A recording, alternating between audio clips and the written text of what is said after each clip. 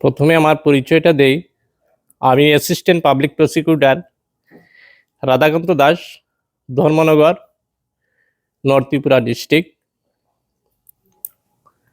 বাদী কাম ভিকটিম হলেন এই মামলার, যিনি অভিযুক্ত এনেছেন মিহির কান্তি নাথের বিরুদ্ধে। বাদিনীর বাড়ি ধর্মনগর শ্রীপুর গ্রামের 4 নম্বর ওয়ার্ডে। বাদিনীর অভিযোগটা হলো, বাদিনী শ্রীপুর ত্রিশাম বাগান বাড়িতে শ্রমিকের কাজ করত।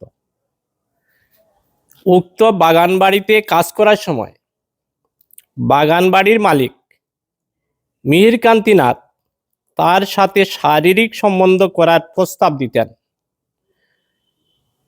বিগত 8-9 মাস আগে থেকে।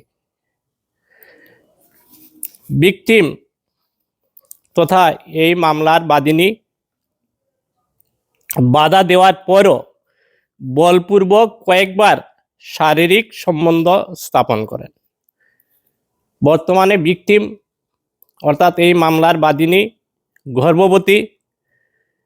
এই ভিকটিমকে বাচ্চা নষ্ট করার জন্য বিভিন্নভাবে চাপ এবং ভয়ভীতি দিয়ে আসছে, এই হলো অভিযোগ।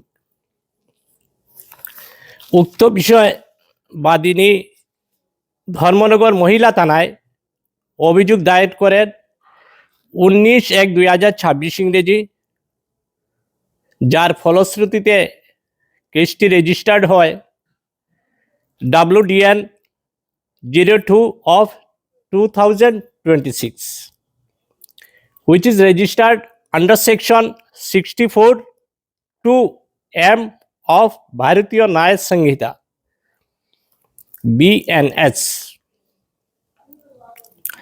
21 পার্সনকে 20/1/2026 ইংরেজি at 0030 hours এই সময় পুলিশ গ্রেপ্তার করে তাকে আজ মাননীয় আদালতে প্রডিউস করা হয়। মাননীয় আদালত অপরাজিতা সিনহা